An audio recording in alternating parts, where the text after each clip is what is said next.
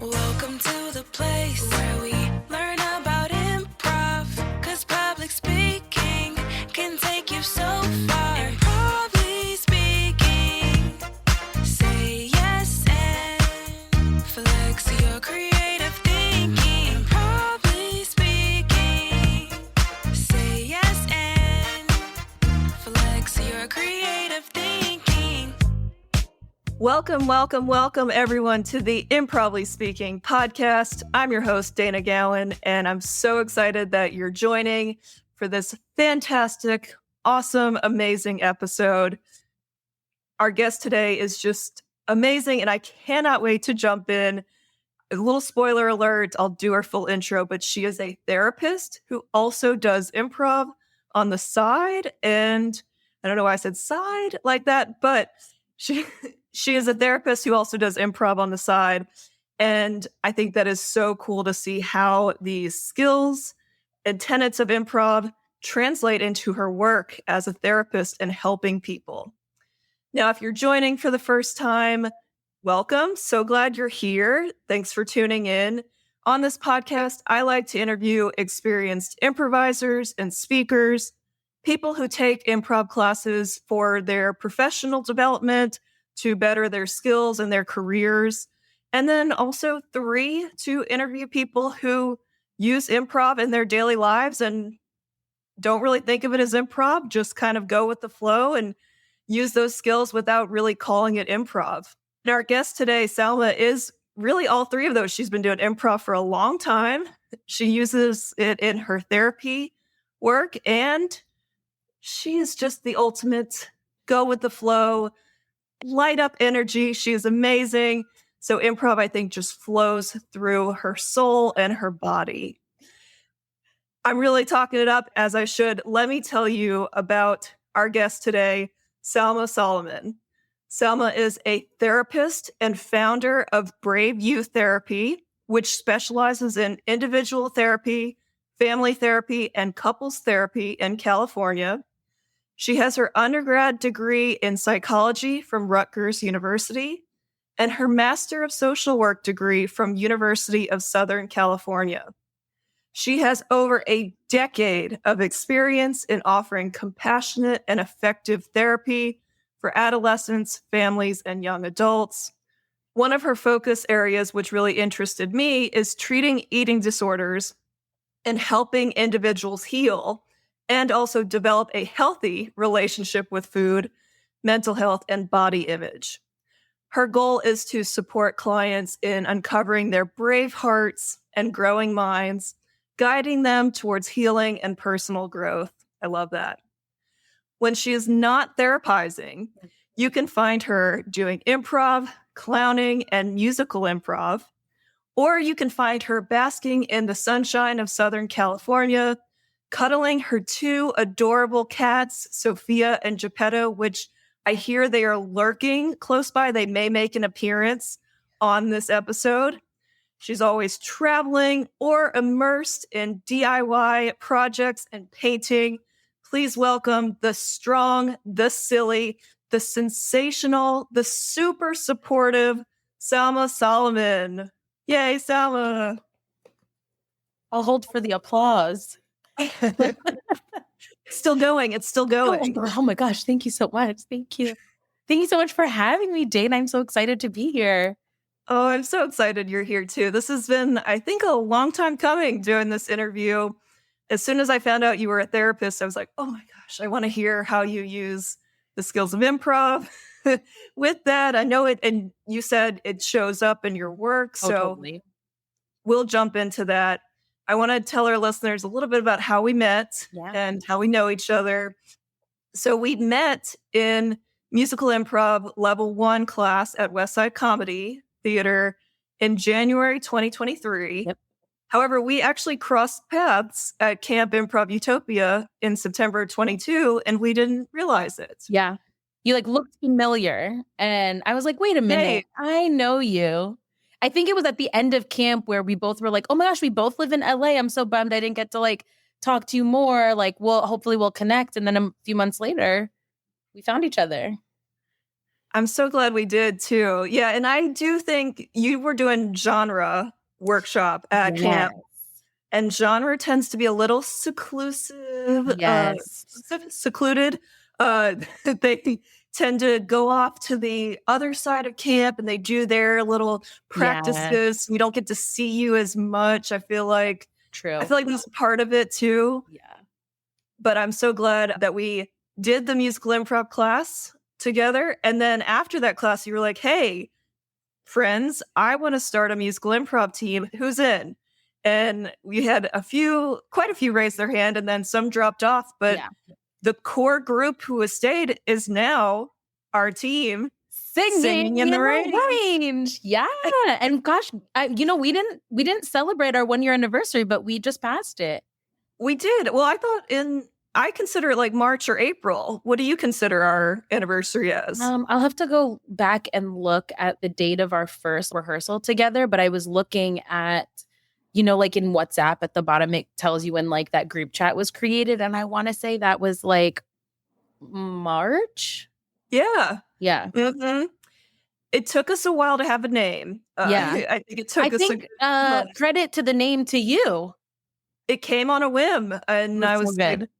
like, I'm gonna just put it in the chat, see if they like it. We loved it. And I'm so glad. I love our name, Singing in the Range. I do fun. too. It's a good one. That's a good one. It really sets expectations too, because we always sing within range. Yeah, we do. Yes. Well, and Salma, I'm so glad you put it out there like, hey, I want to start a team.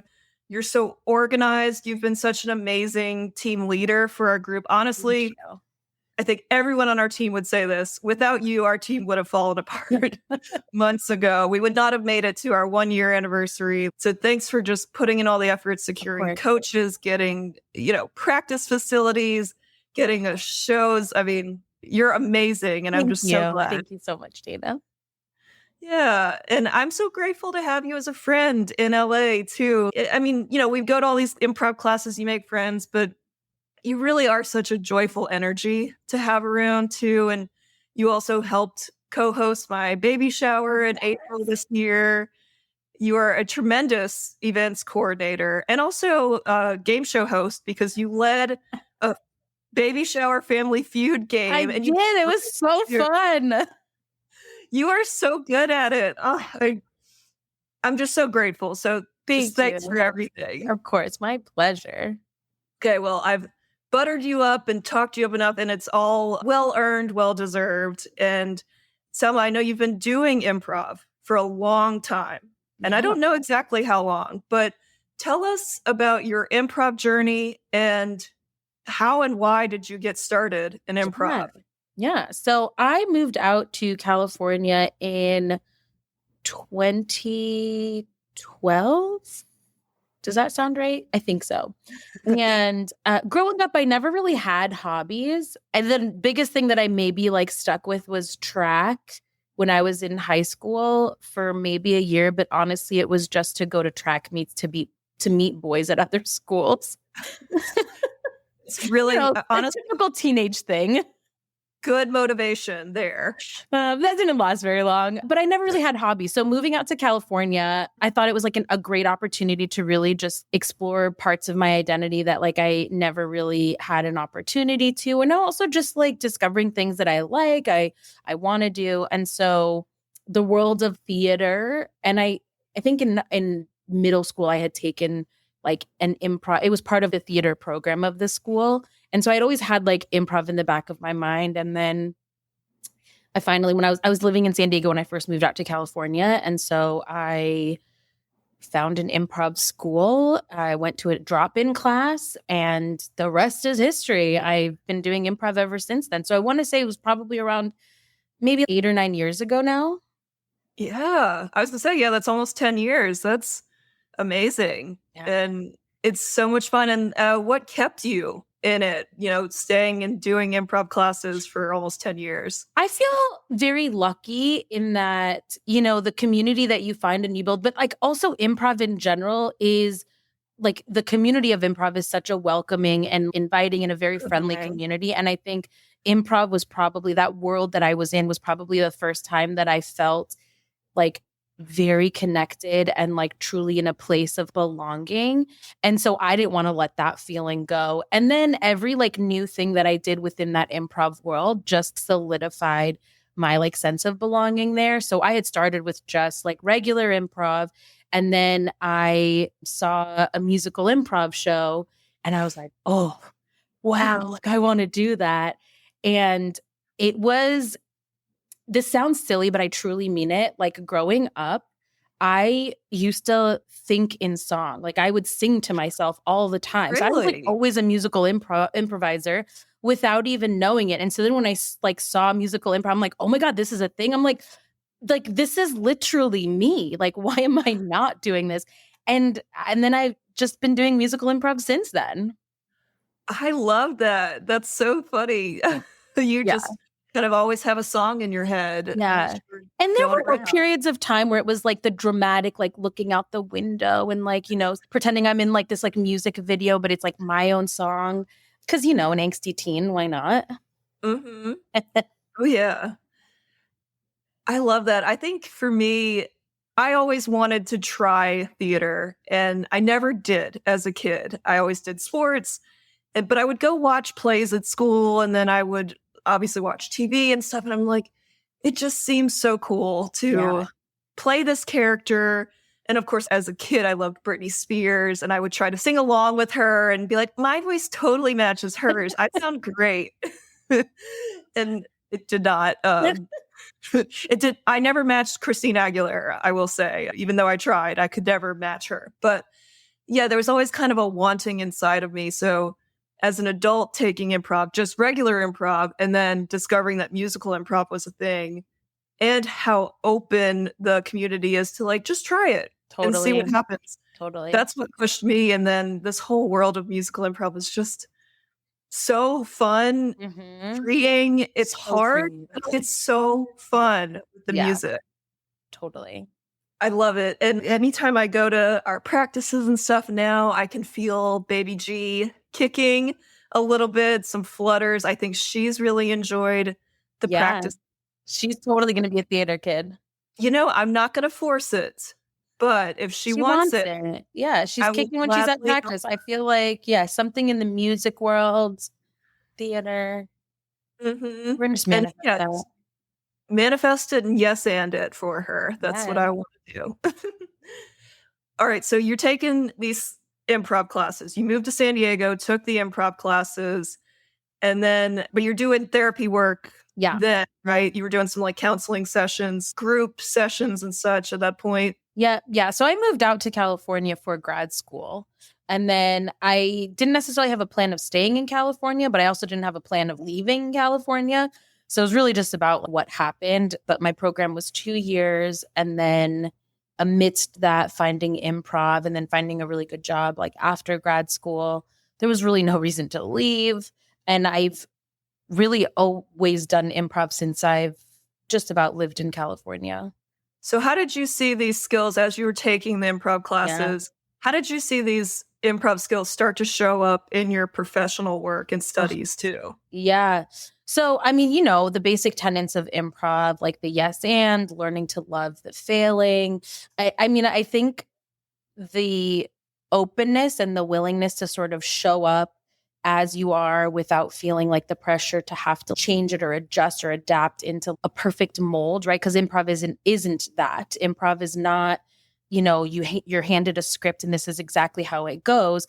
And therapy is that, right? Like you can learn all of the techniques and all of the, you know, treatment modalities and what the research evidence-based practice is, but what research actually also shows is what's more telling about the success or more of a, what's the word I'm looking for? You know, I don't know, I can't think of the word, but the thing that sort of increases the likelihood of like good therapy outcomes is not what treatment modality people are doing or what, you know, how much like research somebody is influenced by. It's the therapeutic relationship.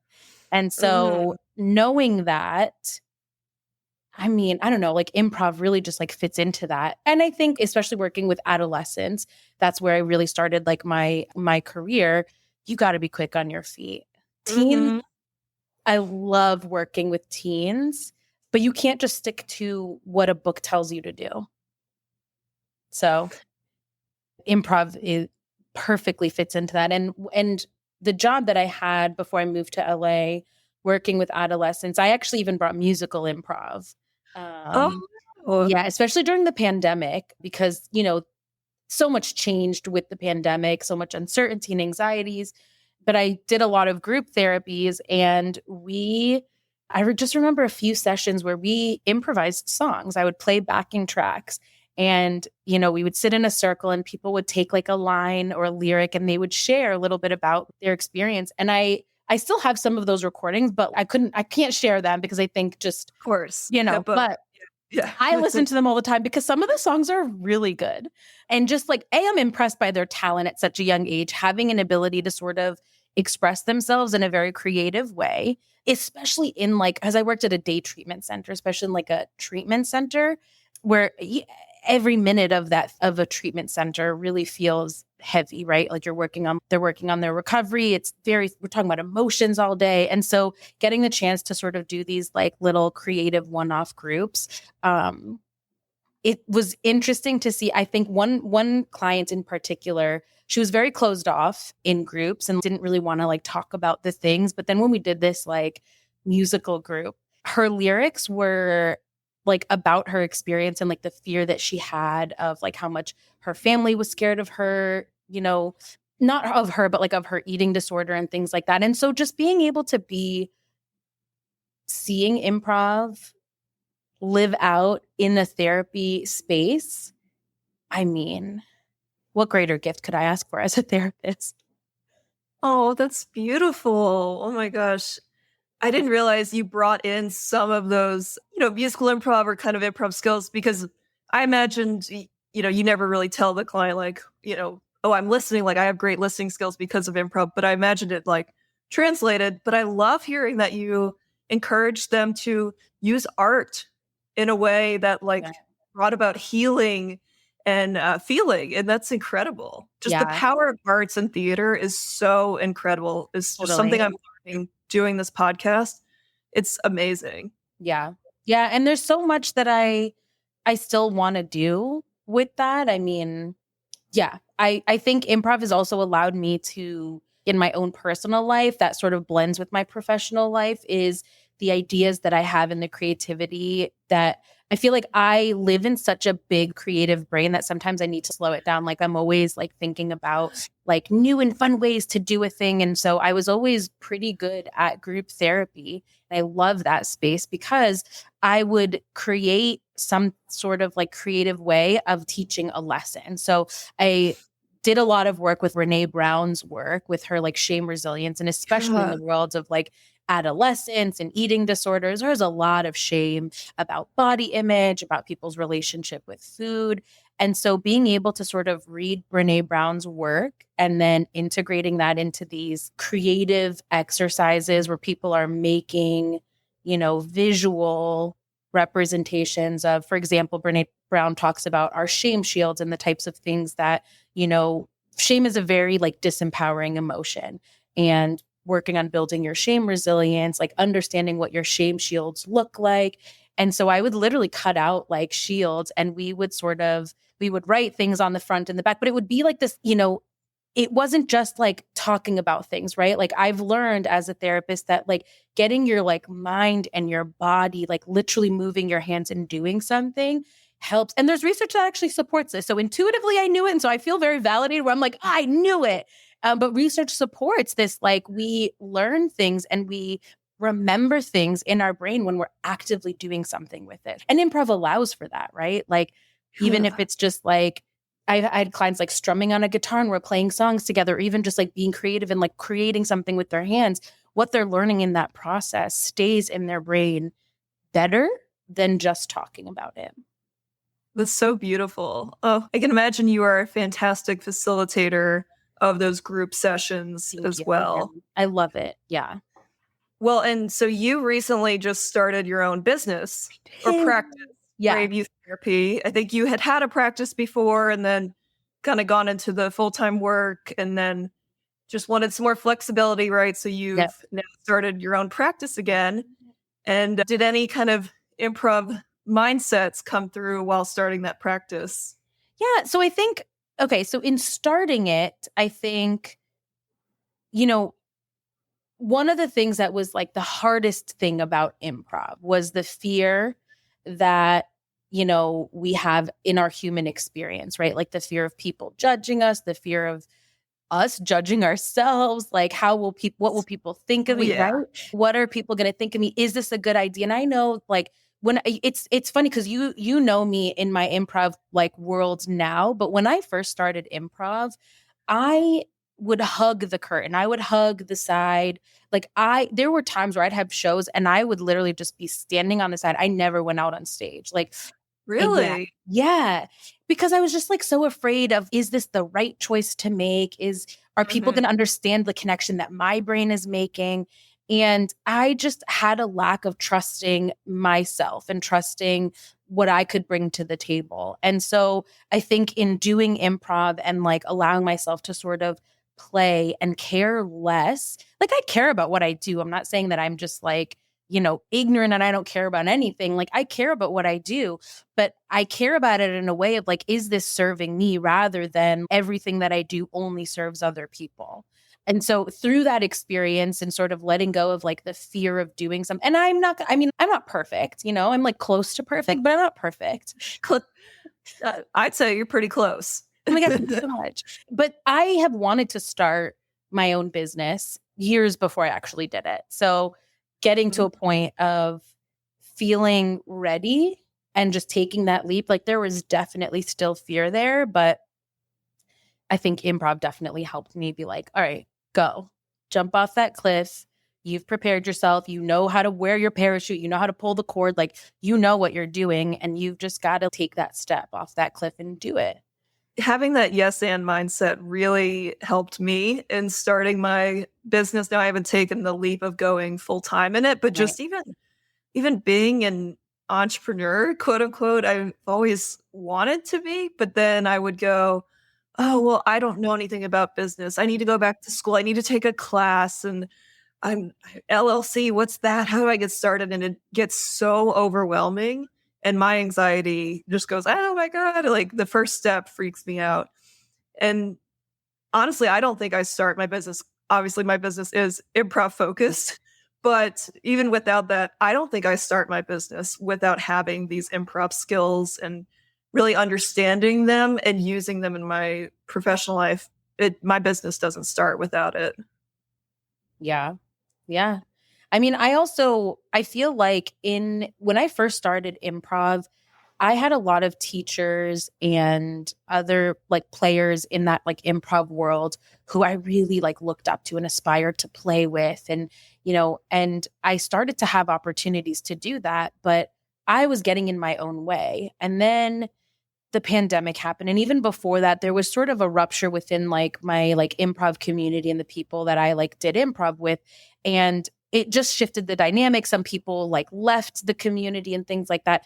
And it's one of my regrets of my life. Like I missed my opportunity to really like do more than, than I did. And so I have also had sort of like a hard lesson learned where I can never go back to the times of playing with like certain people who were in the community at the time or opportunities that I had to play on certain teams or things like that. And so knowing and living through the experience of that loss, I think has also sort of fast tracked me into like really understanding that yes and attitude and that like letting go of that, or not even letting go, but like celebrating failure. Cause I think improv also does that. There's some beautiful mistakes that are like made in improv that we love, and that are just like, oh, like it happened by accident. And I don't mean to call it a mistake, but that wasn't the intended plan, but because it's improv, that's what happened. And it was better than we could have even planned for it. And I just love that attitude now of just, not going in. And I used to with therapy, like running group therapies, I would literally write out a script. I was very well versed in the topics that I'd be teaching like, a lesson on some, and I knew it. If you just asked me about it, I could tell you forwards and backwards, like verbatim from what's in the book. And like going off the cuff. And yet I was so worried about not getting it right that I would write a script out. And then when I'm trying to like say exactly what's on my like paper, I was so out of it. I'm like, I don't even know what I'm talking about. And then I started to just, you know what, throw it away. Like, I'm not even going to write it. I know what the lesson is. I know how to talk about it. And it was when I started doing that that I started getting like better feedback, and people wanted to be in my groups. And, you know, because I did family groups and families coming after and talking to me like, thank you so much for keeping my kid engaged. And it was just so reinforcing to also be like, trust yourself, like trust. And I think that for me, I think that's one of the biggest lessons in improv is trusting myself, trusting my brain. Because I think people say, and I'm sure you've gotten this a lot, where people are like, how do you do musical improv? It's so hard. And I'm like, when you don't trust yourself, your brain will figure it out. I think you're so good at rhyming. And I'm so impressed at like Sometimes. but I just, when I start to let go of feeling like I have to get it right or I have to plan ahead of time, my brain is like, we got this. Like, we know. But sometimes I feel like the fear cuts off those pathways of knowing and just trusting. I feel that script piece so much too. I see that a lot in my Toastmasters groups and people who, you know, I work with and stuff. They're like, I need a script. I need a script to stick to. And oftentimes when we stick to the script, it's good. It's organized. You know, it stays on time. So that's a key piece. But you become more rigid a lot of times. Yeah. You don't always let whatever's coming up in the moment stay coming up. You might not notice it. You might move past it because you're like, I got to stick to the script. And so, yeah, having these skills, I think just openly, it helps with communication. It helps with listening. Absolutely. And again, I'm not trying to like make this. I know therapy is so much work. I know there's so many methods and different ways of and theories and different things that you use to facilitate healing amongst your clients. So this is just a piece of it that can help. Absolutely. And I think, you know, to that point, though, I think it's about learning to have a blend of them, right? So one of the main like treatment modalities that I use in my practice is called dialectical behavioral therapy. And dialectics talks about the synthesis of two things that seem like opposites can both coexist, right? So like in a way, the improv part of it happens, but it's synthesized with, you know, structure and having a treatment modality that I fall back on. But when we get caught up in one side of it, that I'm like completely improvising everything, I'm sure that feels very unsafe for clients who just don't feel like their therapist has a plan or like, no, like, it's just like, we'll just figure out whatever we're doing. And so it's striking a balance between being able to improvise. And I've had times where I'm structured. I'm like, okay, we're planning to talk about this thing, but then something in life happens and I'll have a client come and say, I really actually want to process about this thing that just happened to me. And how invalidating would that be if I were like, well, no, we can't talk about it because last week we were talking about this thing and we have to talk about this thing today. Right. Probably wouldn't be a good therapist if I was just like, no, yeah, it's very frustrating. Yeah. You know, Salma, something I've always wondered, and feel free to share whatever you feel comfortable sharing, but I can't imagine being a therapist and doing what you do because you hear so many terrible things. I mean, hard things that people are going through. And for me, I tend to take on the weight of other people's problems. I don't know if that's an empath or whatever, but like I do feel it when people are struggling. I feel it too. And so how do you keep from burning out and not taking on the weight of your clients' issues when doing a full-time job of this? Totally. Yeah. I mean, the classic answer is like self-care, right? And people are just like, okay, but what does that mean? So yes, I think part of it is, you know, what am I doing to fulfill my life in other ways?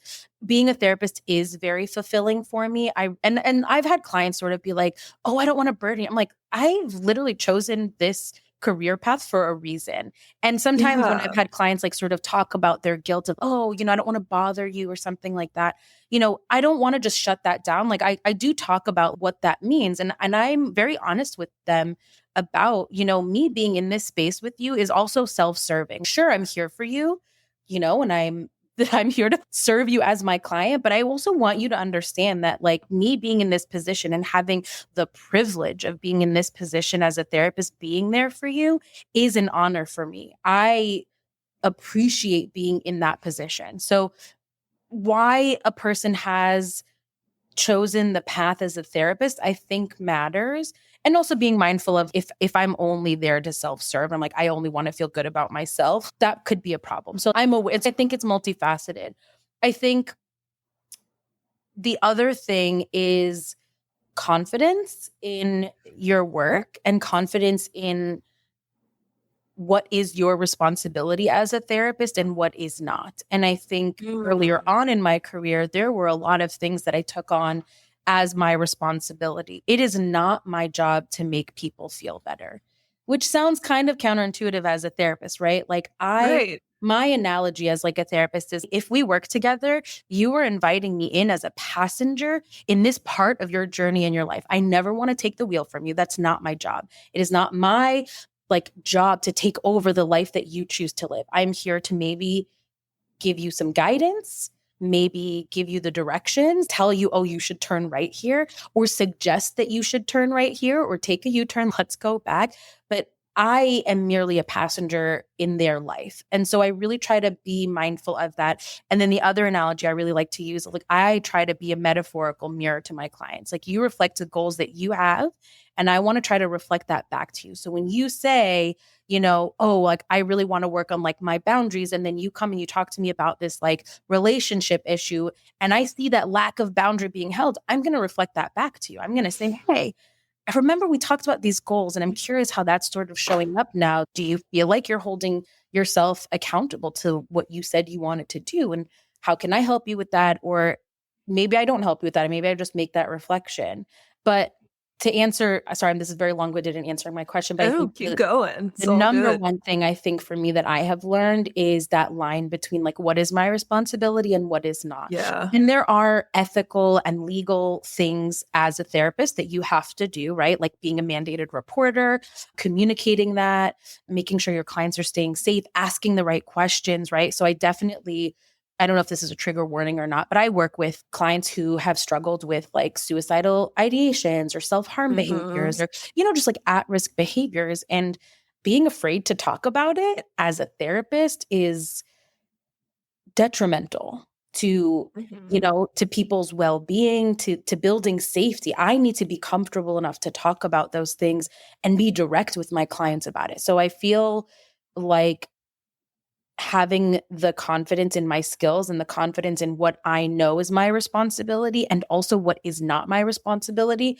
I think has helped me have better boundaries and not burn out so that I can let go of, you know, it's not my job to make you take your medications. It's not my job to make you feel better. I can give you suggestions. I can give guidance.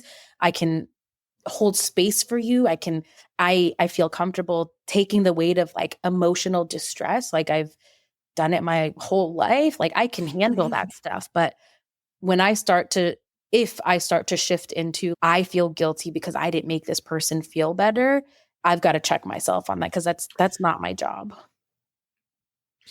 Well, and I imagine and assume that improv is a nice break from that reality in world, except maybe when you get put into therapy scenes. I love it.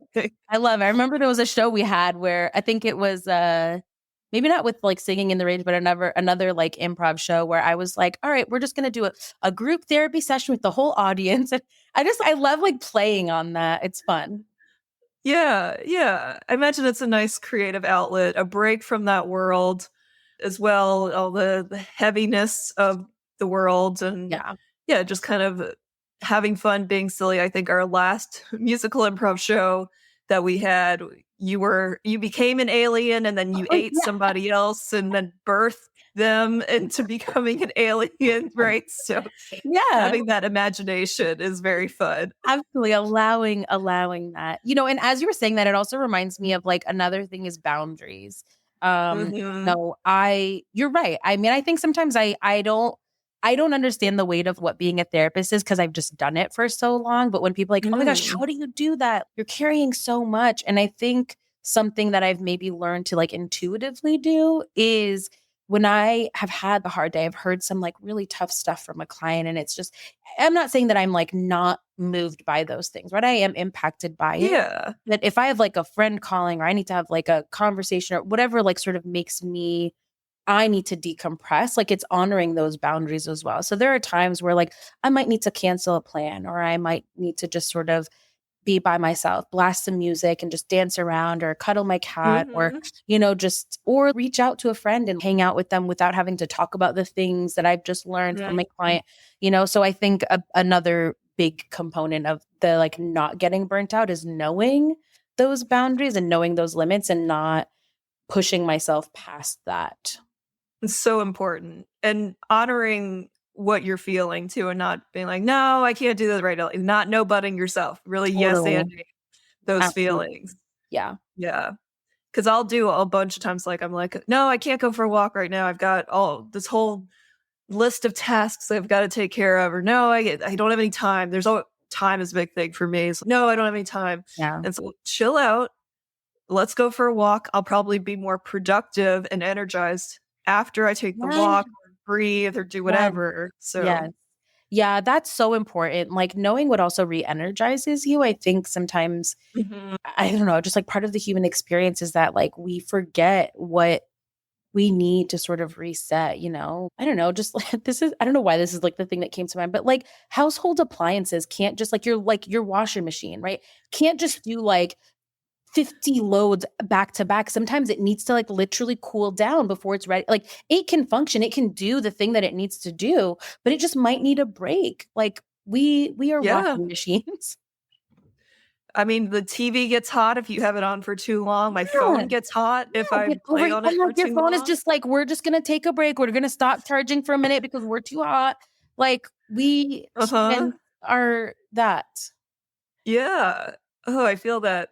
Kind of off topic, silly question here, but I have other therapist friends who I've asked this to. There's a show on Apple TV with Jason Segel in it called Shrinking. Have you seen Oh it? yeah.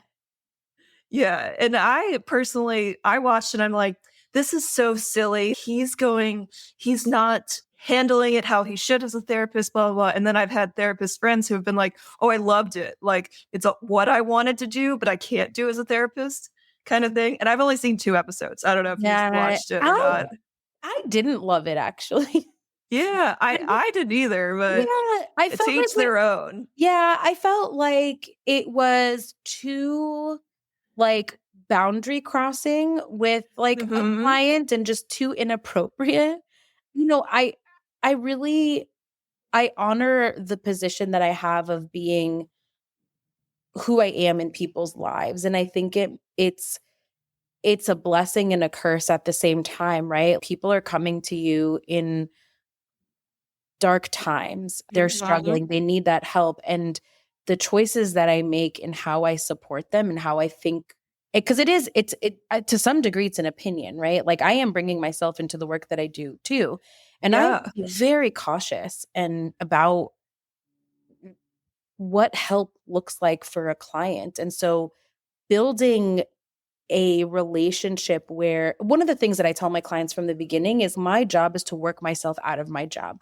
I want to Mhm. help you not need me, not need therapy. And I don't mean to undermine like people who are like in therapy for like years. I was in therapy for years, right? Like that's not my intention, but I really do still believe in like building the skills, building the ability to not need a therapist.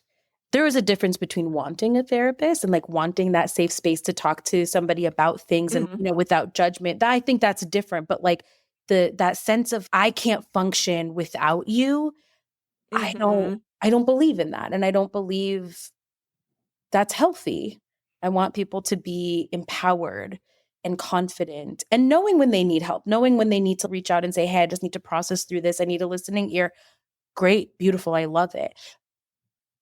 But yeah, I didn't love that show.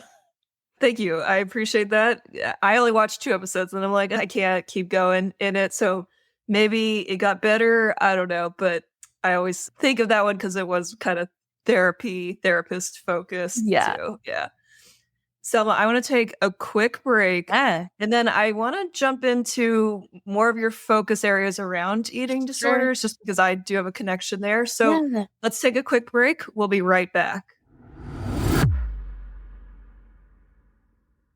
All right. And we're back talking with Salma Soliman all about improv and therapy and how those actually cross and translate and help each other. Sometimes you would think it wouldn't, or, therapy is very serious and as it should be, but the skills of improv help to facilitate those therapy sessions and have a better therapist partner with you when you need that help. And that's so important too. And before this, when we were on break, we got to see Sophia the cat. She's a little camera shy, so maybe she'll come back too. We'll see. Selma, I did want to talk about your focus areas. I know you help people with all kinds of issues and such, but I remember chatting with you on our long carpool trip to Camp West last year about eating disorders and just having a healthy relationship with food. And I'll tell you my story. When I was in college, I was studying exercise science, which is very, I'd say, rigid in the sense that it's all about sports performance. And so it's how to be a better athlete and how to have the optimal training and performance. And eating healthy is very important. Having a healthy body weight is very important. Meeting all those like optimal numbers. And so I got really into that. And I wanted to lose a lot of body fat percentage. I wanted to be in the optimal ranges. And I got really into the nutrition of it and very rigid.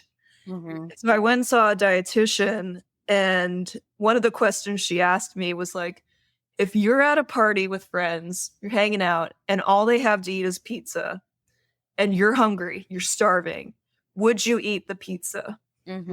No, because pizza's bad for you. It has too many calories, it's a lot of fat, it's got a lot of cheese on it. No, I wouldn't eat it. I'd probably bring my own snack. I probably would have been prepared and brought my own snack anyway.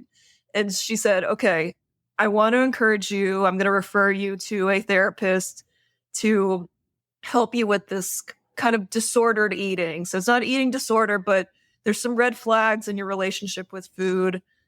And so I really recommend and refer that you see him. And that was my first time in therapy in college. And I think I did around 10 sessions with this therapist. And I have to tell you, it's changed me. It's saved me. It's given me a whole new outlook on food that, my family, the women in my family are very food conscious, food focused. Everyone was on a diet when I was younger. So just hearing that you help people with that. And I know eating disorders is a whole nother thing than disordered eating, but it all matters. And food affects us so much more than we think. And I was also thinking about this too, just me being a pregnant lady, I've gained 35 pounds plus. I've seen numbers on the scale now that I've never seen before. And I'm totally okay with it. Yeah. Like, honestly, I don't think I come to this place where I'm like, I'm healthy, baby's growing. I don't think I'm there if I don't do that therapy and that inner work. And so I'm so glad that the dietitian referred me. I'm glad I said yes to doing it. It was hard. We really uncovered a lot of things. A lot of it related to my volleyball playing because you wear spandex shorts. Yeah. And now they have the option to wear leggings, which I would have totally taken that option. But, seeing everyone else in their shorts, and I would do a lot of comparisons. My body doesn't look like their bodies. Why doesn't I have cellulite? Why, And so I'm just so grateful for the therapy work I had in that.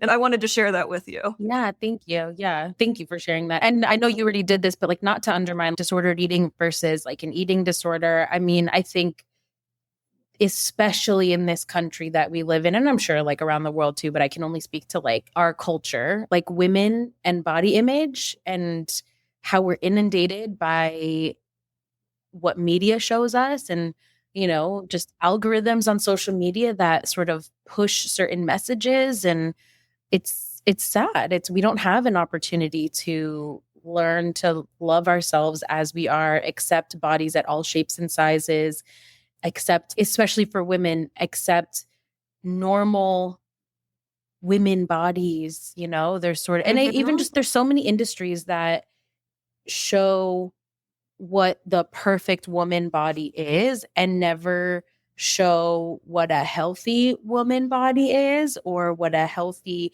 relationship with food looks like, or a relationship with our body image. There's so much disordered relationships. So how are we supposed to learn what healthy is, and, honoring and respecting who we are as individuals?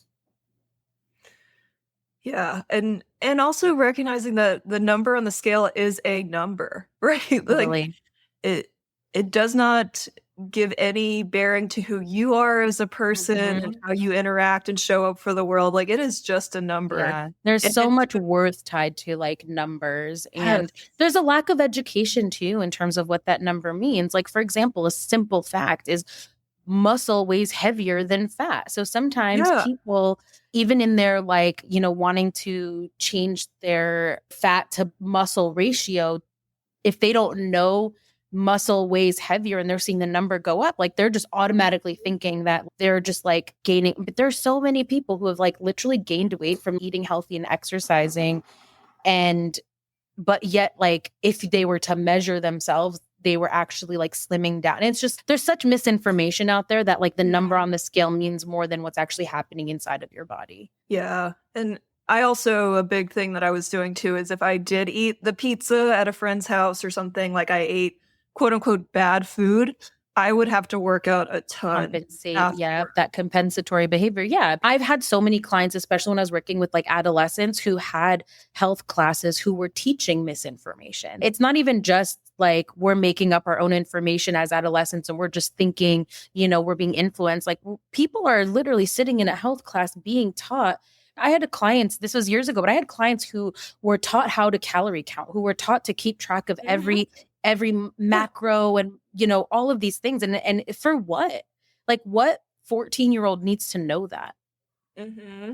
Yeah, I mean, in my college classes, those were projects. We had to track our food for 7 days and then input it in, and you'd see all your like vitamin counts and your macros. Right. And there was an evaluation about it too, of what was good or bad for you.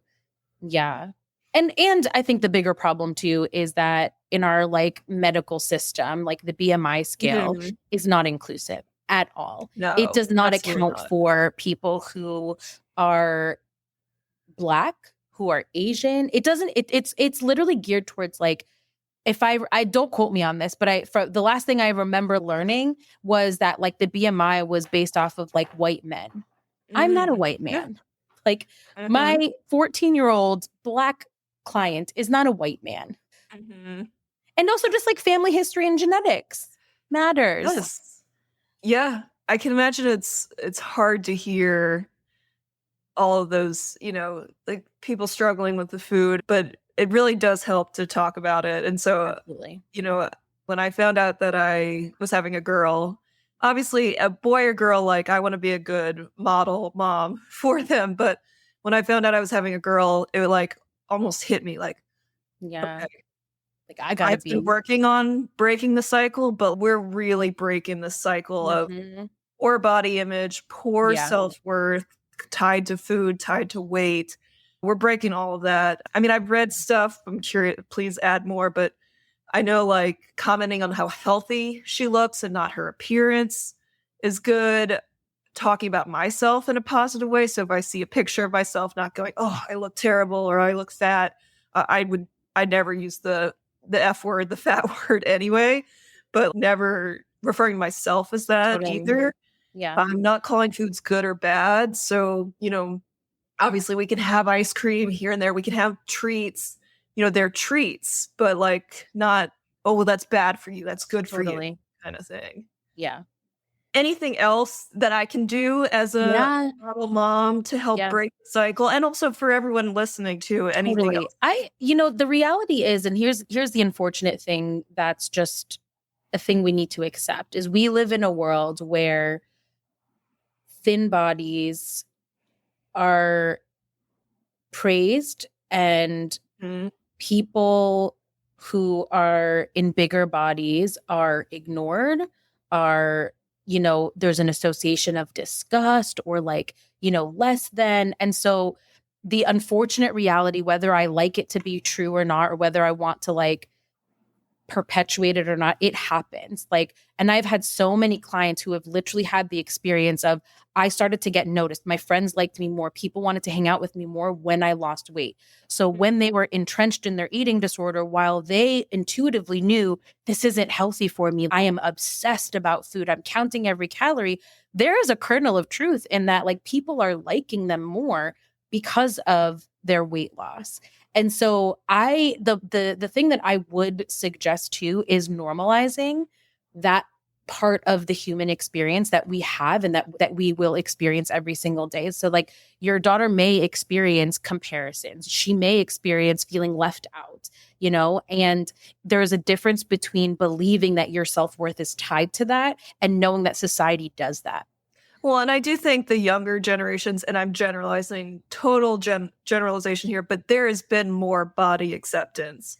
Yes. With, I think, social media social media, I think, plays a part in helping and also hurting too. Absolutely. But there's been more of a, movement of just all bodies are important and, every shape and size. Obviously, there's more work to do, but we're moving in a good direction. But also, of course, more work to be done there. Totally. And I think to your point, like, I think it's going to be about balance. It's not going to just be about like only focusing on like body positivity and I love my body as it is, because again, I can't remember the quote like verbatim, but we cannot have light without darkness. So in order for us to have confidence and to believe in our confidence, we also do need to honor and respect the insecurities that we may carry. We're not just going to only have confidence and never have insecurities. We live in a world where we compare, right? There's a healthy amount of comparing, right? I need to know if I'm doing a good job about something by comparing what other people are doing, right? I need to compare what my bank account looks like this week versus last week to know if I should spend more, right? So there's sort of a world of finding balance between like where I am hyper focused and evaluating my self-worth on what my body looks like versus honoring like, I don't like this part of my body, but I'm still going to wear a bathing suit and I'm still going to go hang out with my friends and I'm going to enjoy my time and I'm going to eat that pizza and I'm going to enjoy and, indulge in what makes me feel good.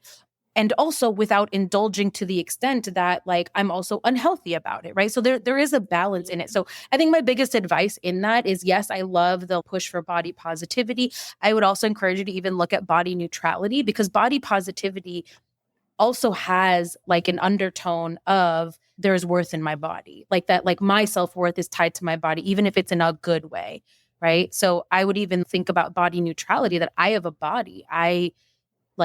I function in my body. I can walk, I can run, I can play, I can see things, I can smell, right? Versus, I love my arms and the way that they look. And I love this like fat that, like it's just, it doesn't have to be that either.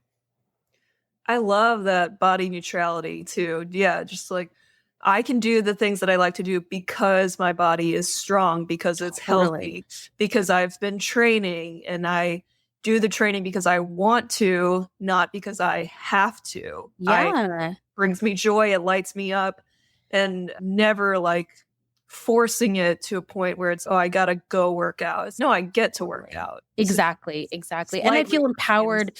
Yeah. And I feel empowered in my body. I feel good about the strength that I have, like when people want to like lift weights and they want to feel stronger and more capable. As an eating disorder therapist, I don't shy away from that. I'm like, beautiful. Let's honor that. Let's go get to like being able to lift 100 pounds. Let's celebrate that. But when you're doing that at the risk of your health and at the risk of your mental well-being, and you're doing compensatory behaviors, that's a problem. So I don't shy away from like people who come to me who want to lose weight, especially I have clients who like struggle with like binge eating, right? And who are in bigger bodies. I'm not a medical doctor, so I'm very aware of where my line is, but I do feel comfortable talking about, like I am in support of you like wanting to lose weight, but let's make sure that we understand what weight loss looks like.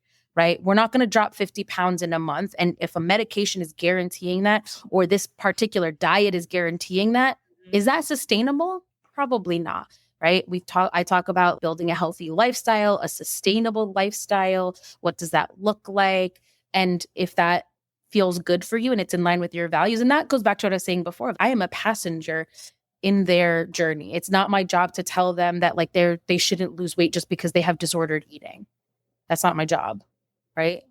They need to feel good about the choices that they're making, the life that they're living, the body that they live in. I don't live in their body. So I got to be careful of putting my opinions on. And of course, there's a line, right? Because then there gets to like when it's like completely unhealthy. When somebody has like anorexia and they're like, oh, I want to lose weight. I'm not like, yeah, no problem. That's a problem. Yeah, yeah. It's hard. Like you said, it's a balance. You're dealing with some really hard issues, some habits and things that have just been buried in people, or taught. Yeah.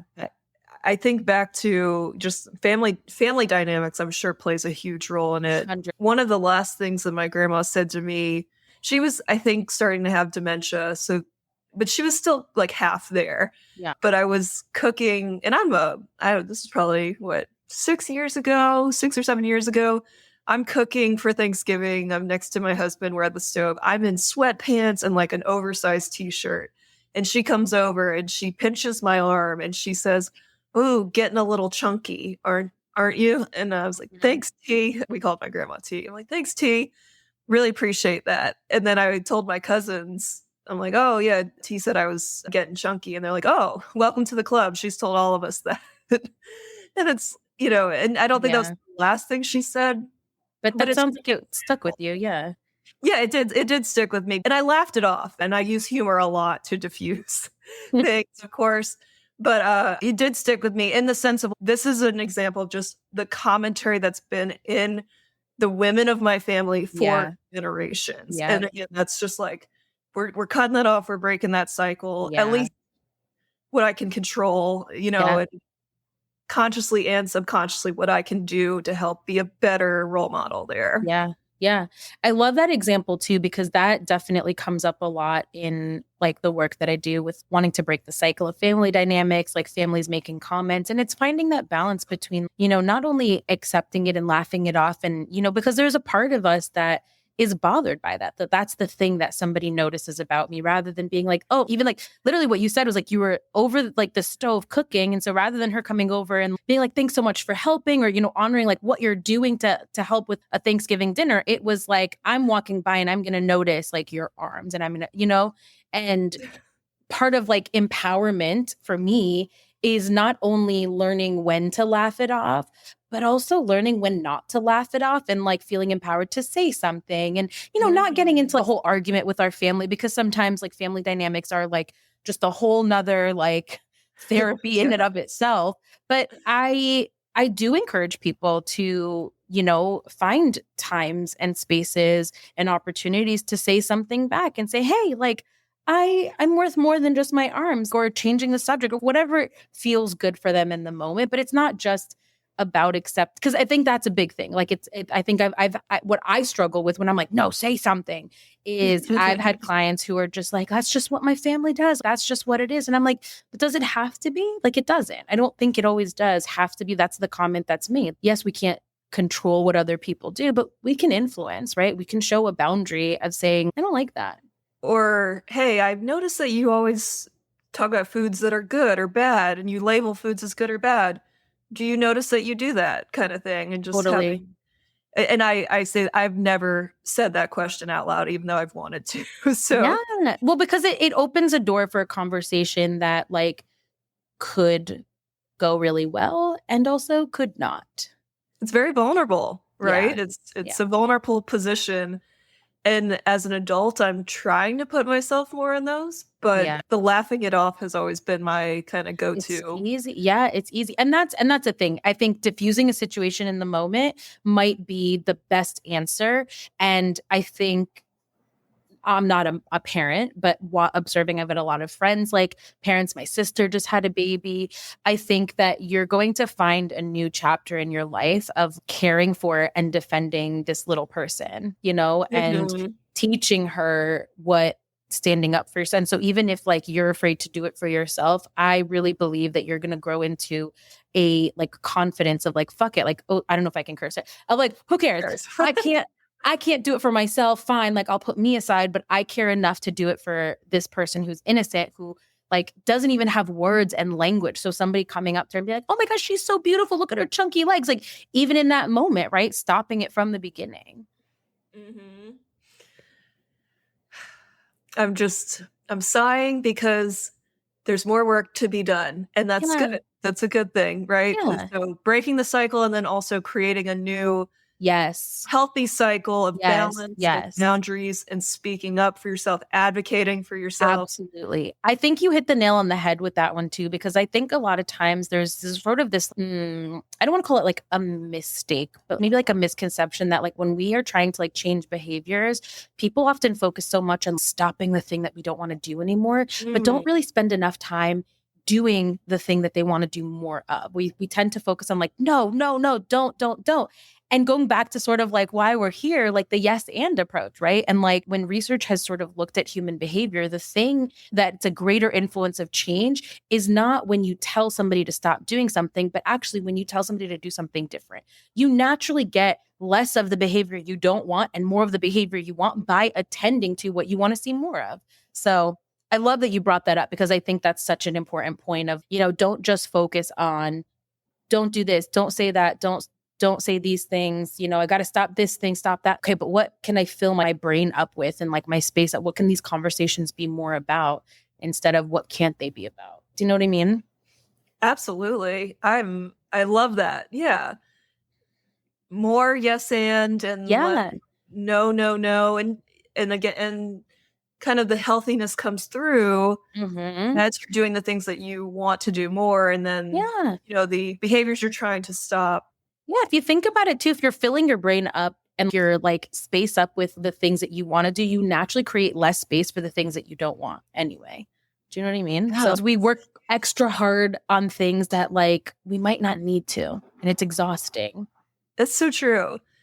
And I work in public health and worksite wellness, employee wellness. And so, I mean, all of this comes up too, and just changing behaviors. And there's a lot of like, in my line of work, we look at aggregate claims, health insurance claims, and we see that diabetes is high, blood pressure is high, cancer is high, heart disease. I mean, all of these things that raise the health insurance rates because the claims are so high. And then, you know, everyone gets upset, and the employer is upset, and the employees are upset because the insurance premiums are higher. So, you know, and then it comes back to me, and it's like, well, what programs can we do to help people get healthier? And it's like, yes, there's so many things, but there's a lot of individual things, and then there's some group dynamics. At the end of the day, it comes down to, does the person feel safe enough to participate in this program? Do they feel capable enough, confident enough? You know, self-efficacy is a big thing too. And it can be hard in my job just to see some of that, because you want to help so many people get healthy.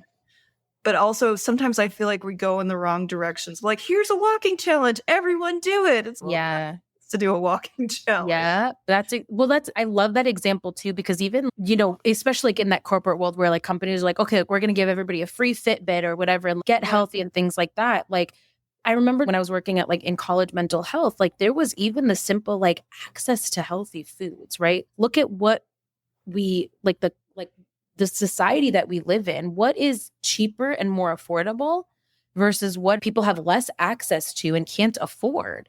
And so it's cheaper and you can feed your family when you go to McDonald's and, you know what I mean? Or you go to a fast food restaurant and, you know, but to go grocery shopping and get like healthy, well-rounded vegetables and, you know, fruits, it's costly.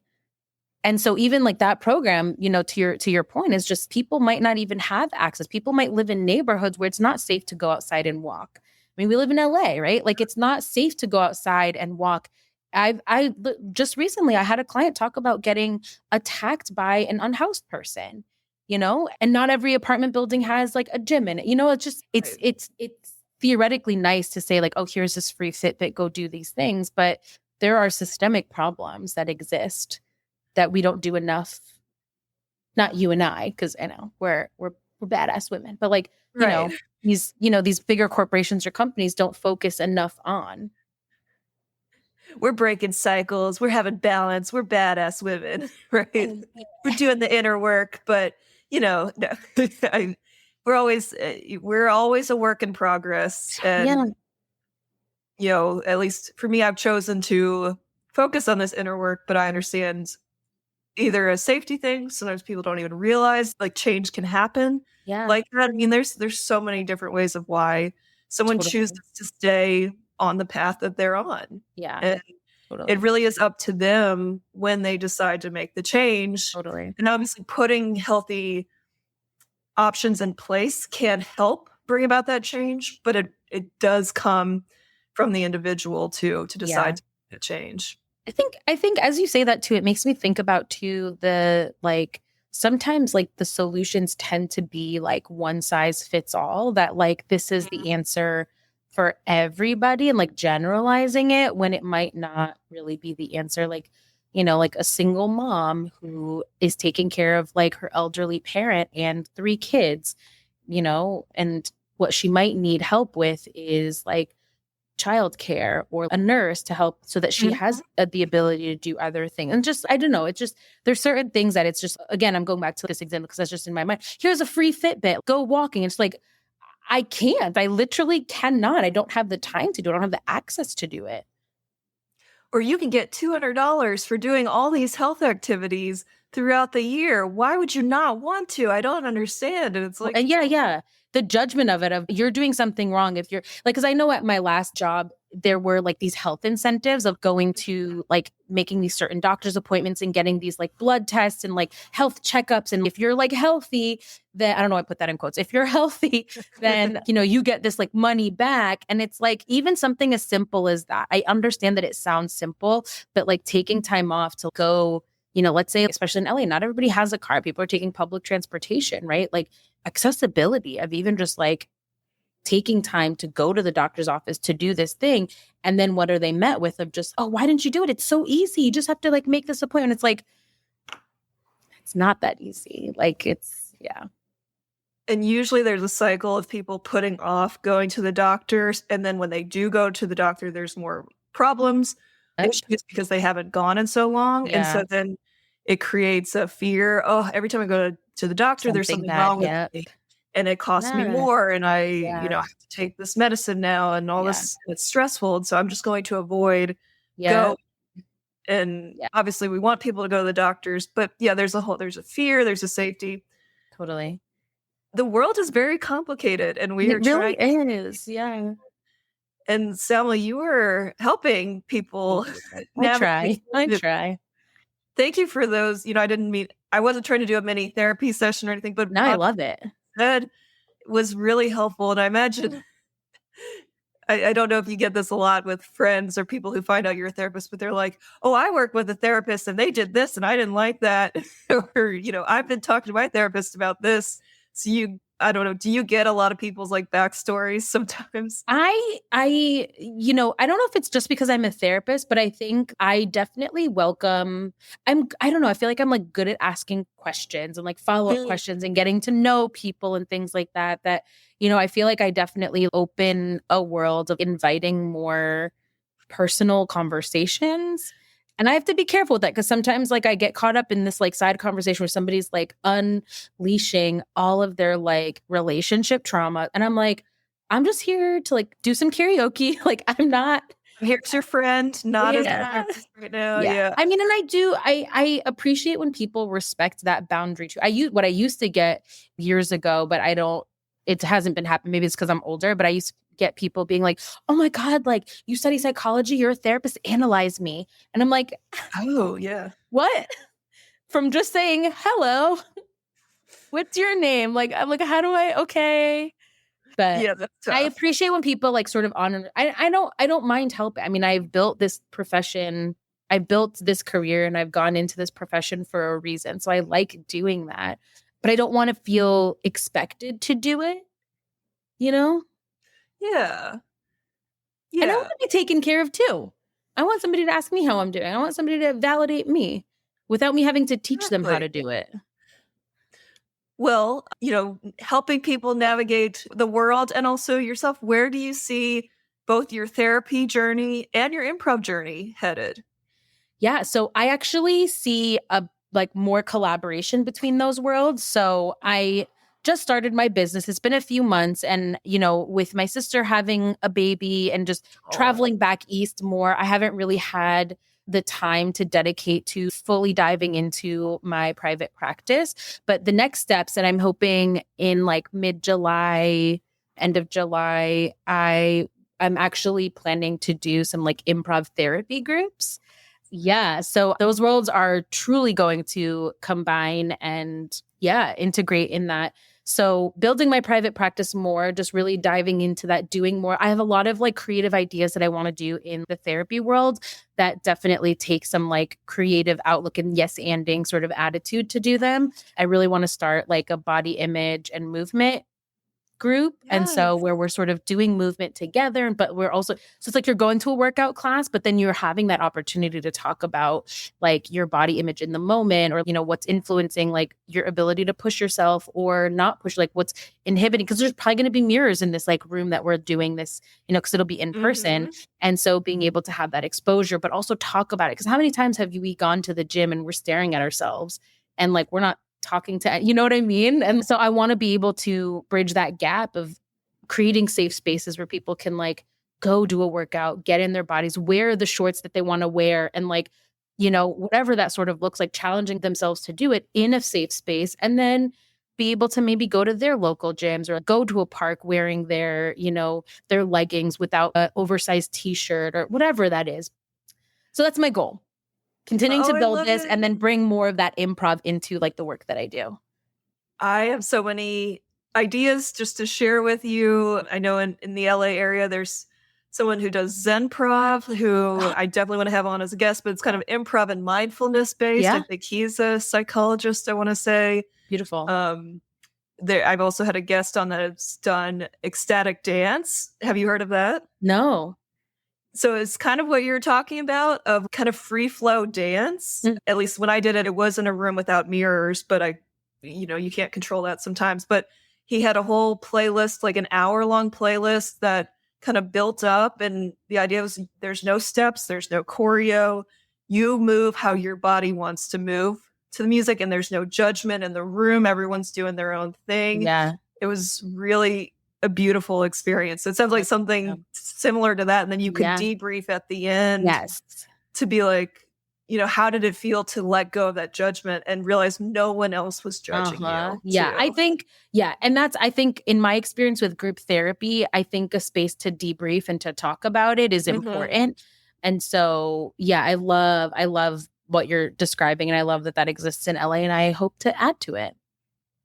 Yeah, that's the thing with applied improv is the debrief. Like when we take improv classes, you get notes on like how the scene could feel easier and more humorous, or just kind of really bringing out that joy of your characters.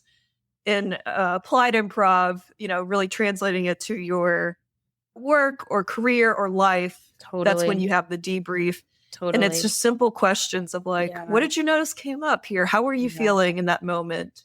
Yeah. And why? Let's talk about why you felt nervous to say a very neutral statement kind of thing. You reminded me, can I share a quick story? Absolutely. Yes. And I remember when I first started musical improv, I was going through a breakup, and the first exercise that we did this in our audition, but we had to sing a solo song about ourselves to introduce ourselves. So this was in like my like level 1 like musical improv class. And wow, that's insane. And it was, I think this was it's like such a memory for me, in that it was so like healing and powerful to like have that opportunity. And again, I've said before, like I think in songs. I was like, perfect. But I did not realize how, like, I was not planning to be like, hey, my name's Salma, and I just went through a breakup and here's my story. I was not planning to go there, but like the vulnerability of like singing, and also the vulnerability of just all eyes on you. So I remember there was a chair on the stage, because it was like it was in a classroom, whatever, on the stage. And I just remember starting to circle like the chair, and I just started bawling. And like the pianist like stopped and the teacher was just like, oh, you don't have to go. And I just remember that moment being like, keep playing. I got this. And Oh like my through God. the tears, I don't remember what I said. I don't remember what I sang about, but I just was like, no, like I'm going to work through this. Like I'm here to play and have fun. And sure, authentically what's coming up is this like sadness, but that's just who I am in this moment. And I can honor that. And I just remember feeling really empowered to do that. And again, I don't remember what I sang about, but I had a few people come up to me after and they were like, thank you so much for keep going. Thank you. Like, I feel really embarrassed. Like I sang some silly stuff. Like I talked about like my sneakers or whatever, but that was just like so cool to see you just push through that. And I think that was probably, if I'm thinking back, like a really big pivotal moment where I'm like, I can bring improv and therapy together because look at how powerful, like unintentionally this moment was for me. And it still had an air of like playfulness, even though I was bawling. And I'm like, keep playing. I got this. But yeah. That's so beautiful. Oh my gosh. Chills. I can't imagine hearing that too. And yeah, like we compare, we're like, oh, I sang about sneakers or how much I like to run or whatever. Yeah. You put in your heart and soul. And it's okay. Like it's Totally. whatever was in the moment for Exactly. you. Exactly. And how healing that is. And also There's how just so healing it was much. like for it to be received, you know? There's always that Yes. fear of like me being vulnerable in this moment is going to be such a turnoff. People aren't going to like me. Like I'm too serious. I'm too emotional. Yes. You know, insert all those core beliefs that we might have about ourselves. But then to sort of, and that's what I love about the improv community, right? Where people can like do show up and honor like the beauty of each of us as we are in the moments that we come in. And I don't know. I just like never want to leave the improv community. Like it's just such a beautiful place to be in. I agree. In some way, shape, or form, I always want to be doing improv, whether it's classes, which may take a back seat for right now for me in this new era of life that I have, but just still like having those, safe places and, Yep. Allowing play to show up in my world, Yes. Yes. I love that you said that too, because I think like play is such an another like tenet of improv that I think has also come in my like therapy practices of I striking that balance between, of course, like therapy is serious, I'm not undermining it by any means, but being playful. Life, I mean, just I remember I got this feedback before I like quit my last job. Somebody was like, I've been meaning to tell one of the like receptionists. She's like, I've been meaning to tell you. She's like, your clients, every time like they leave your office, they just look happier. And I was like, oh, thanks. She's like, you guys like just open the door and you come out just like laughing about something. And I'm like, I don't intend it. I'm not trying to be like, I've got to end on a joke, but Right. what a beautiful thing for somebody else to notice without me like asking for it, of just there's something about allowing for playfulness like in the moment. And I feel very grateful to have these experiences. I feel very honored that my playfulness showing up in these spaces with people allows them to open up, allows them to want to come back, allows them to want to say the hard thing. Mhm. I'm very lucky to do the work that I do. I think it means that you're aligned too with what you're doing too, because you're bringing joy, help to people in a time of need, and they don't have to dread going to this appointment. It's the thing that they have to do. It's no, every time I go, I feel better after talking with Salma. Yeah. Which is so important because I think, there's a lot of stigma out there and that is changing. The mental health world is changing, but there's still some stigma around it. So if it doesn't feel comfortable, people aren't going to keep doing it. So you making them feel comfortable brings them back. Yeah. And even just to add, because I don't want to leave this being like, oh, you're always going to walk away being happy from a therapy session. I've definitely had people like, leave sessions like upset or angry, but there's like an acceptance, and I don't want to say content, but there is an acceptance of knowing that that's part of the process and like a sense of safety and acknowledgement, like that this is okay. Right. So I just want to make sure that like, safety. There's balance in that. Like, yes, we can walk away feeling really happy and joyful out of a session, but sometimes it doesn't happen too, and that's okay. And that's normal. Yeah. Sometimes there's lots of tissues and tears and you come out Yeah. red-faced and you're like, Yeah. I've hoping definitely it run feels out of tissues. Yeah. It Mhm. happens. Well, and Selma, I know you love doing DIY projects Yeah. and, things to have creative outlets. Any other creative outlets that you're trying to dabble in besides improv, musical improv? All the Yes. I just started doing clowning. And I Uh-huh. think Yeah. that is a pursuit that I am definitely wanting to do more of. I've been playing around with this idea of putting on like a one woman clown show. And if you had Oh asked my me this, I God. don't know, like 5 years ago, I would have been like, I would never, but just, yeah. So I keep your eyes out for that. That's my goal for this summer, I think. Of Oh my just trying to God. workshop that and maybe performing it just like it's not for any, it's just for fun. Like, just, I don't, Yeah. my parents sometimes are just like, so are you like quitting like your job and are you just trying to be like an actor or like a clown? And I'm like, no, this is just a part of my life that brings me joy, that makes me feel connected to like my own human experience and just, but yeah, I wanna clowning is definitely I want it to be a bigger part of my life. So I wanna be in the audience for that, great.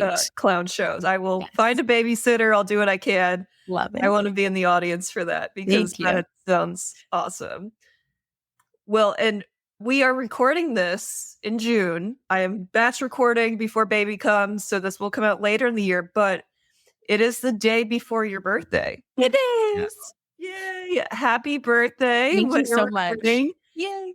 I don't wanna invalidate your wish, but do you have any wishes for this next year? Any goals, any hopes for this new age Oh. of life that you're walking into? I am human. And so, as much as one of the things that I struggle with is sort of sometimes feeling like a hypocrite where I'm like helping my clients, like, Mhm. build confidence and believe in their self-worth. But I struggle with that stuff too, And so I think I just Yeah. want to lean into like more of that, like that self-love and that, self-acceptance and letting go of what I can't control and Mhm. being at peace with whatever is meant for me. Yeah, I think that's like my biggest wish in terms of more just like acceptance and like finding peace in, whatever my journey is supposed to be, it will be. And then, just planting the seed for success in my business. That would be great. Yeah. That it is absolutely capable and worthy of success, that you Yeah. can find success as a business owner. Absolutely, I go through that too, and I'm on kind of the same journey of, like, just letting go of expectations Yes. and perfection and just Yeah. allowing what comes up, Yeah. come up. Yep. Yep. It's very important, yeah. It's a tough one. I feel like that perfectionism piece is gets me every time because I feel like I just like the expectations of like me performing well and not just like in like theater like improv but like performing in my life. I Mhm. want to go above and beyond meeting people's expectations and I get caught up in the feeling resentment when it doesn't go perfectly planned or well and that's definitely like a thing I want to like work on being better at of just like that letting go of like the perfectionism and the expectations. Yeah. Yeah. I know you said you're working on doing some group sessions and stuff, and so just in the speaking world, I can relate to that as a speaker. Sometimes you give presentations and you just don't hear feedback. Like you might put out a survey or whatever, and for whatever reason, people don't take it, and it's not because they hated it, they just forgot, they didn't take it, whatever. And as a new speaker, that could feel a little crushing to not get any Absolutely. feedback Yeah. and be like, "How can I improve and how can I do better?" And what I've been working on lately is, do I feel good about how that session went? Yes. Did it feel like people were Yeah. engaged? It If I feel good about it, then it probably went well. Yeah. And that's what I'm rolling with, and I honestly doing more self-evaluation to be like, "Okay, like, I could crisp up my intro, I could do better on my timing and pacing," and also I generally feel good about Yeah. it. So, I've also found that like sometimes I don't this isn't like a guarantee and this isn't a generalization, but I've also found that like when for some reason, I think I can be like a very anxious person and I can present very confidently. So like my anxiety can look like confidence and can look like, oh, like I got this. And I think my anxiety can be very like charming. So like I can be very playful and like, but it's for me, I'm like, I'm well aware that that's my anxiety. So I think like in my experience, what I've also seen is that like when I don't get so much feedback, it's because people think that I'm just like really good or like confident about something. And I'm like, no, like the little anxious girl in me is, I need you to tell me I'm enough. I need you to tell me that I did a good job. I want to hear it. But then people are just like, oh, I thought you knew. And I was like, no, I didn't know. Tell me. But you know you're enough, right? And yeah, I know that's the thing that we're all working on. Yeah. Like, of course you're enough. And being able to step back as a speaker, improviser, performer, person going through this world and being like, that was enough. What I did was enough. There's always room for improvement, but that felt good. Yeah. Well, and it goes back to what you just said too, of just like that self-evaluation of like, it's not about when we get too caught up in like how other people are perceiving us and like we're making our self-worth so contingent on that. Dangerous territory to be in versus that self-reflection of, did I feel good about it? And it's funny because that's such a big tenet that I talk about when I'm like teaching clients with like effective communication. I'm like, if we put our success on that conversation contingent on the outcome of how the other person responded, that's dangerous because we can't control that. Let's say you tend to turn to like crying because like you get so overwhelmed. And so you were able to like effectively manage your emotions. You did these, like you feel good about yourself, then your success is contingent on what you feel about yourself, not on whether this, because the reality is, think about like family dynamics, right? Like you have like a partner or like a family member who doesn't take feedback well, and you are being brave to try to give feedback and they get mad and angry at you. Does that mean you didn't do a good job? Absolutely not, right? You're doing something new. So of course there's a risk that they're not going to respond well. So if you can self-reflect and feel good about what you're doing, that's what matters. All of it. And I mean, it also relates on stage, like yes. Show, you're like, that was hard. That felt hard. If it felt hard, then lean into that and be like, okay, how can I improve? But lately in my improv journey, I have been feeling better about our shows and in my musical improv performance, our musical improv performance. And I think that's a sign towards improvement and positivity too. Yeah. Not every show is going to be a home run. Yeah.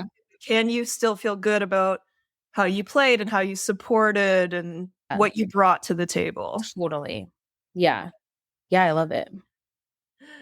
Selma, I could keep going forever. I know, me too. That's why every time I like say something, I was like, should I just keep? I'm like, I could do this for 3 hours more.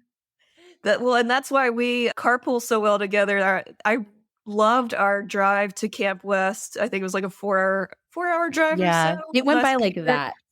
It did, because we just did this talk about life and improv and all the things. And honestly, I love it, and I so appreciate it. I know our listeners are listening, loving you, and hoping to, chat with you more, whether about life, improv, therapy, whatever it is. Yeah. Where and how can our listeners find out more about you? Yeah. So my therapy practice. So if anybody's out there looking for a therapist, put a plug for me in now, www.braveyoutherapy.com. Same handle for Instagram. And then on a personal note, my Instagram is loveyourchaos_X. I love that handle too. That's a great therapy one, life one. Love your chaos. Love your chaos. Yeah. Because there's so many words in this world that have such a negative connotation to it. So let's change it, right? Chaos does not have to be bad and negative. Like, I am chaotic in a very beautiful and good way. And I love my chaos. Yes. Oh, love that. You also have Singing in the Range as your... Oh, yes. Musical improv, Singing in the Range. Also, that's the handle on social media. Find us, come to our shows. Yeah, I'll be on a hiatus for a little while, but we have some new team members who are going to be amazing. Our team's performing tomorrow. When we're recording this, our team's performing tomorrow. We usually have about monthly shows that we're doing. This month we have 2. agree. Did we have one earlier this June? Or no, it was the end of May. But It was end of May. It was May yeah. 31st. Yeah. But yeah, we have 2 shows back to back, which is exciting. We're at a new venue tomorrow, so that's fun. That's exciting. Yay. Go singing in the range. I love Woo! it. I'm curious. Last question for you as we Yeah. wrap up. In terms of improv goals, do you have a goal where you're like, if I do this in improv, if I make it on this stage, if I do this, then I've made it goal complete, like everything else is a bonus. Do you ever think about that? Yes and no. I mean, I don't think I have a specific, like, if this thing specifically happens, then I've made it. But that, like, those come up. Like, sometimes when I have somebody that I, like, really look up to, I remember, like, one show, this was when I was in San Diego with, like, people that I, like, look up to. And if I can make this guy laugh in the audience, then, like, I've made Oh, it. yeah. And I remember it was a particular person, and I literally heard his laugh when I was on stage. And I was like, yes. I win. I won at improv. But I think in general, I think it's a lifelong journey because I hope I never get to a point where I feel like perfectly good at it. Because That would be you hard. know what I mean? I'm like, I want to feel confident and good about what I do, but also know like there are things that I could improve or like do better, but not in like a like negative way. Just I want to like even just like finding clowning, like there's a new world that I'm like stepping into. So like I hope that there are new things that I can explore, you know, for the rest of my life with like improv, whether it maybe becomes like coaching or teaching. Yeah. Yeah. Mhm. I hope I don't settle into if I do this thing, then I'm done. Because it feels I know finite. that's not your intention, but it feels very absolute. Like that's it, I'm Mhm. done. Like I've accomplished it all. I don't need to do more. And I never want to not do more. I love that answer because it is a very finite question of like kind of saying, well, there would be an end and there doesn't have to be an end. Yeah. And kind of having that balance of you can have this thing and also have this thing and like continue to improve and continue to feel good about it, get better. Totally. Yeah. Yeah. Good Dialectics. on. Yes, exactly. Right. All right. I'm going to stop asking you questions just so that we don't go another 2 hours. Okay. But Fine. almost, I know I'll give you a break. I'll let you play with your beautiful little kitties who have been really good, by They the really way. have. They've been so quiet. Maybe my voice has lulled them to sleep. I don't know, but they've been Lullaby. super good the past hour and a half. Widow is I see him. He's up on his little hammock sleeping. Oh, you're like, oh, she's talking about therapy again. Yeah. They just know they tune it out now. Yeah. Oh, Selma, happy early birthday Thank you as so we're much, recording Dana. this. Thank you. Thank you so much for being on. I so appreciate you. Yeah. And I can't wait to see all that you accomplish in your business, in your improv journey, in your clowning journey now. Thanks. Yes, and go out and accomplish, do all the things. Thank you so much for having me. This has been so much fun. And thank you for listening to today's episode. Oh my goodness. I love just chatting with Salma all about life and the balance of life. I mean, you can imagine we could have kept talking forever, honestly. Like just question after question. Just there's so much that comes up that we can expand upon and just be like, yeah, and then this and then this. And she's such a good friend and person to chat with. We have some really amazing, vulnerable conversations. And I think that speaks to her willingness to ask questions and be vulnerable as well and keep the conversation going. I mentioned last year in May 2023, we rode together to Camp West in Cambria, California for Camp Improv Utopia West Camp. And we had so much fun. We did a lot of chatting. And then I think the way back, we just sang Disney songs and musicals and stuff. So she's a great road trip partner too, because we just chatted up and talk about all the things, just like we did today. I really love how Salma is using the skills of improv to help in her therapy practice. And I mean, every episode kind of highlights how improv shows up everywhere, but it never really gets old. I love seeing how the applications of improv, these very basic skills and tenets of improv, saying yes and letting go of perfection and listening and communicating, listening to understand rather than respond, and supporting your scene partner, making your scene partner look good, embracing mistakes and learning from them. And I know these are all simple terms, and it's like, yeah, well, like, of course, but these aren't terms that we talk about a bunch in life. We're not really taught to embrace mistakes, but in improv, you are. And then once you're taught that and you experience it on stage and you kind of see, okay, that wasn't that bad to have that mistake, and actually, like, something funny or something interesting came up from it, you start to be okay with the imperfections and the mistakes and the quote unquote failures. You start to embrace that. And I just love seeing how all of these very simple skills can translate into our lives and our professional work. And I have no doubts that, without improv, I'm sure Selma would be an amazing therapist and support and help her clients. Like, that seems pretty innate and intuitive to her already. And I think the improv skills just enhance her ability to really listen and be vulnerable and accept what's coming up in the moment instead of trying to force a certain direction or stay on track or stay on task for what the modality is or what the theory or the model that she's trying to use, like allowing for flexibility and stuff.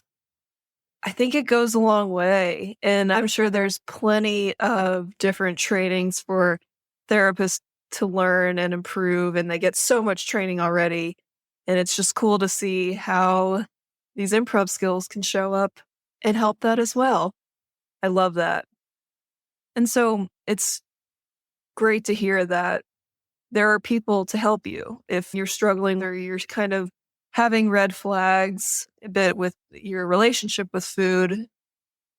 Seek help and talk to someone about it. I'm so glad that I did. That was my first experience with therapy. I certainly could have used it a lot earlier than college, but it wasn't something that was talked about or utilized just in my era of growing up or where I grew up. I don't know. It just wasn't utilized or talked about. I do think therapy and mental health issues and mental health awareness is talked about a whole lot more now. The public health world, the mental health world has done, in my opinion, a good job of decreasing the stigma.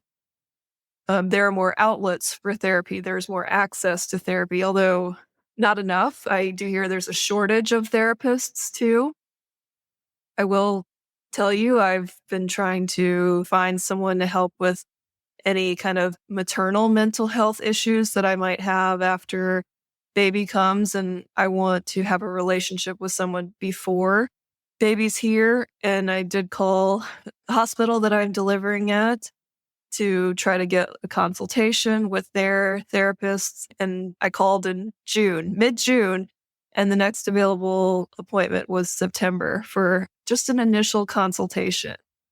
And I was like, wow, okay, well, I think I'm going to need help before then. So I guess I'm on my own to go find someone else. I do have other options, but there is an accessibility issue too.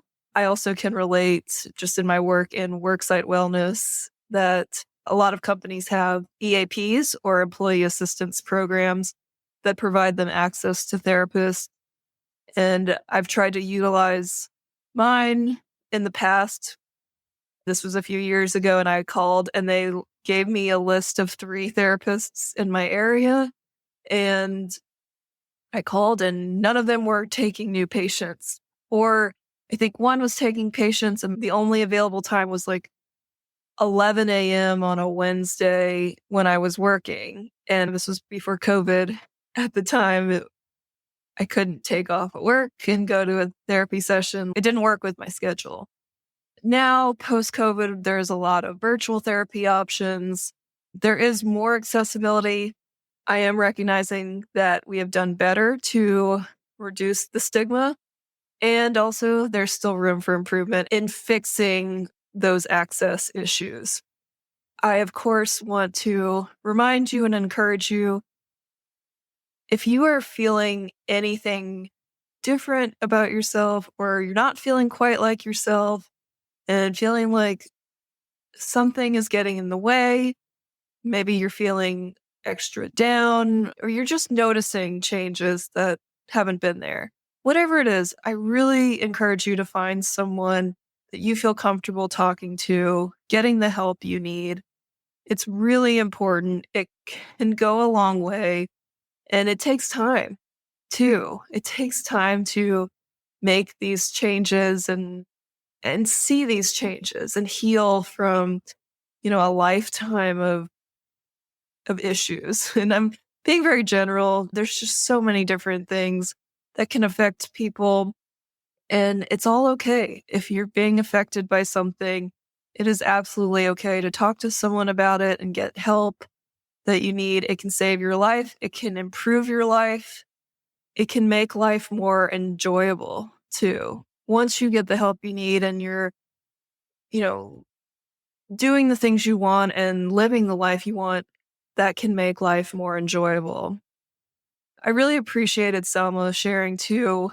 There are so many things we talked about in this episode, but one of the things that stands out is when we were talking about how I want to be a good model for baby G. And I was really focused on, don't talk about her weight, don't talk about her appearance, don't talk about myself in a poor way, don't use the F word, the fat word. There were a lot of no's. It was a huge list of no's that I was saying, like, don't do this, don't do this, don't do this.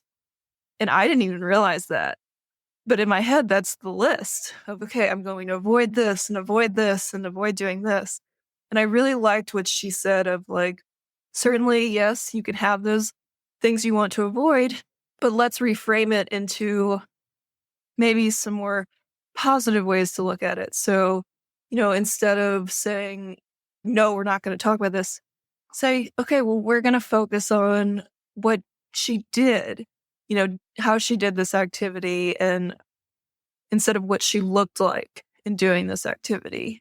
And we're going to focus on having, a healthy balance of food instead of, referring to foods as good or bad. And so it's this slight reframe of, instead of don'ts, it's what do we want to do instead?